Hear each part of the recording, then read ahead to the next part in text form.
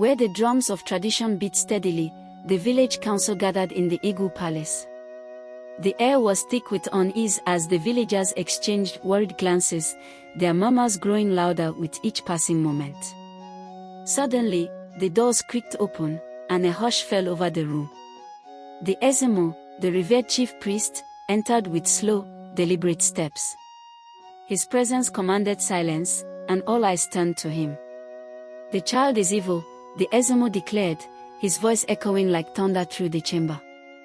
"The child is the prophecy foretold by our ancestors, a harbinger of both doom and destiny."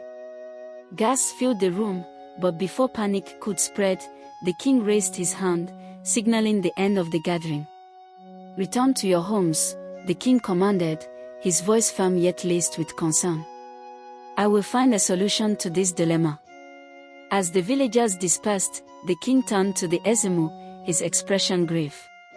"Sit, Ezemo," the king urged. "Tell me, what have the gods revealed? What must be done?" The room grew still as the Ezemo prepared to share the will of the gods, the fate of the village hanging in the balance. The Ezemo's eyes darkened as he spoke, his voice carrying the weight of a curse. "The child will kill his father and marry his mother," he declared, his words like a cold wind sweeping through the king's obi. The king's hand trembled, and his cup of palm wine slipped from his grasp, crashing to the floor. Silence engulfed the room, only to be shattered by the horrified cries of the elders. "Alu," they shouted, their voices trembling with fear and disbelief. The unthinkable had been spoken, a prophecy too terrible to bear. As the elders debated, their voices rising in panic, a maid lingered in the shadows, her eyes wide with fear as she absorbed every word.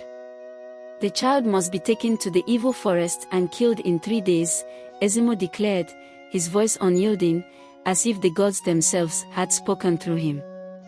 The king's hands shook uncontrollably, his face pale with dread. He could hardly believe what he had heard. The fate of the kingdom hung in the balance, and the king was torn between his duty and the horror of the prophecy. Overwhelmed by the prophecy, the king stood up and stepped outside to gaze at the sky, seeking solace. He then returned to his seat, his face marked by resignation. The chief priest decreed that the prince must be cast out to the evil forest to cleanse the land.